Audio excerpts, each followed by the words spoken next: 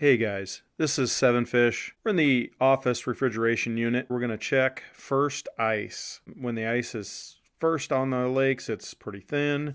It's definitely something that you want to exercise caution with. You can see Zach is putting his polar picks in. Those will help you get out if you happen to go through, because once you're in, no guarantee you can get back out. Our goal is not to go in, but if we do, we want to be prepared. We thread those through our jackets so that they're right by your hand and ready to go. But that can cause a problem, as Zach points out here. These are annoying. Stuff them in your cuffs. It's the easiest way. Just let the cuff hold it right next to your wrist, and then they're not swinging all over. But they're still ready for you if you need them. Put on some warm clothes. We got out there and prepared to check thickness of the ice. Zach is running a flotation. Could run a float suit or a personal flotation device. It's kind of your choice and what you have available to you. We are out here and it is the first ice in Nebraska. As you can see, the ice is over here. We're still on land. We have to be very, very careful. Ice safety is crucial the whole ice season, no matter if it's the first ice, the last ice, or if it's even the middle of the season when you know it's thick, because every lake is different. So we are out here and we're taking all precautions. As you can see, I'm with the Multifarious Fisherman this morning. The buddy system is very important. I have a life jacket on, which is very important the whole ice season, but especially that first ice and the very last ice. We also have our handy dandy rope this morning, which I'm going to tie around my waist. Do you have anything to say about first ice, Multifarious? Yeah, just going to mention that we are out here on absolute first ice. It's early. Everybody told us we wouldn't be fishing today, but we thought we'd come out and check for ourselves. We'll know shortly. What I'm doing here is just a basic slip knot. I did a double knot there. I'm going to tie it around my waist, and the other end will be on shore. Trust me, the last thing we want to do is get wet today. So we're going to take every precaution to prevent that.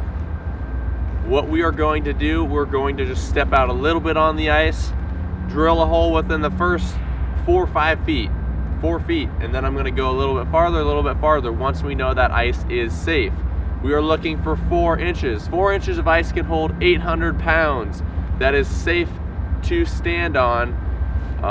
Usually the first ice is only 2 or 3 inches, so we want to make sure we're safe today. So let's check it out. I'll give you this. I will take the other end of the rope. I have a guy on shore. I have my scoop. This scoop has my measuring device on it, so I have up to 16 inches of measuring on here. If you hook that scoop under the ice, it's measured in inches from this point, so it'll tell us exactly how much ice we have to deal with. We have a hand auger today. We don't want to be carrying huge, heavy gas augers, battery augers. We want to be as light as we can. Minimum weight is why I am going on. I weigh as much as a skinny little boy, 155 pounds. Here we go. We're going to do the first hole right off the edge.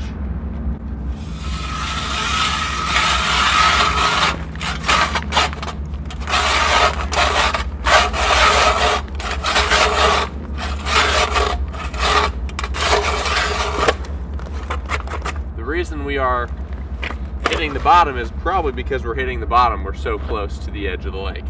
But we know we have a little bit of ice here, so we're going to slowly work our way out.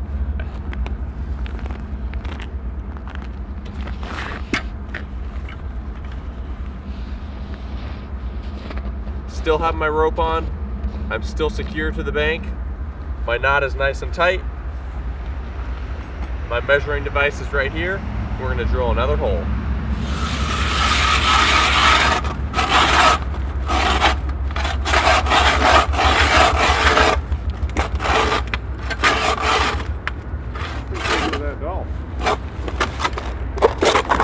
So let's check our ice. We have exactly 4 inches, which is what we need. But that doesn't mean the whole lake is good. that just means right here is safe. The whole lake is going to freeze differently, so I'm going to check more ice as I work my way out.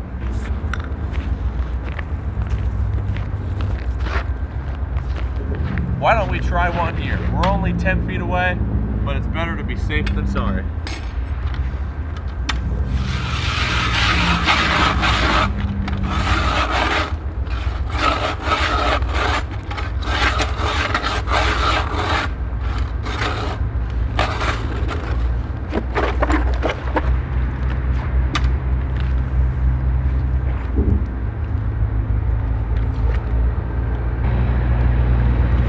Also, 4 inches of ice.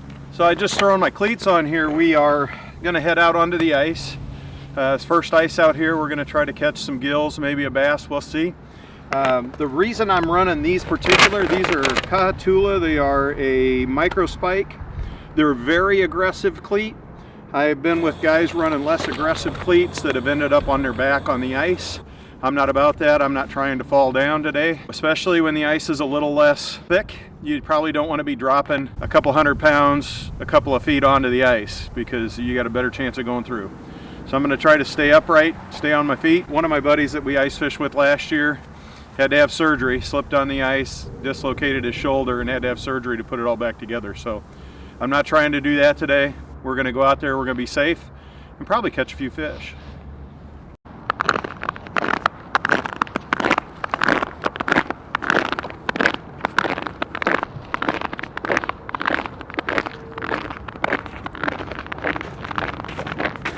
As you can see, we're set up very light today. One bucket.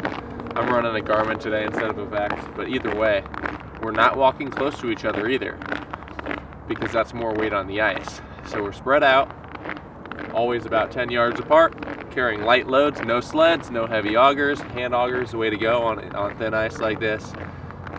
Sharp blades help, but you know, what can you do? So that's why we're walking apart from each other.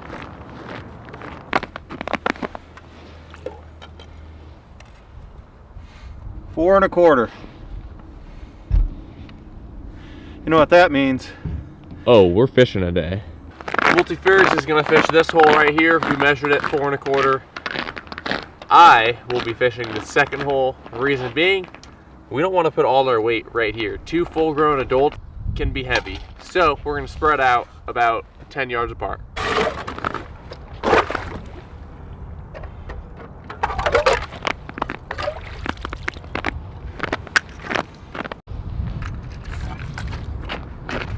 All right, get out of my hole.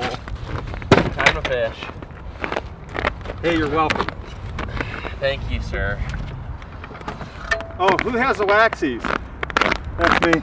As you can see, we're running a light setup today. All I've got is my bucket, 2 rods, and my Garmin Striker 4 with my ice deucer on there, giving her a whirl today.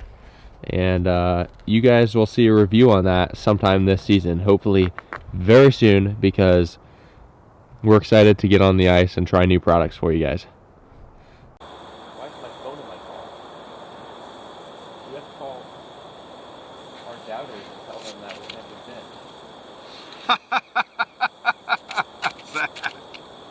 been. Look. What? You want to run a tip up or something? The smallest baby gill. They catch everything, not just the giants.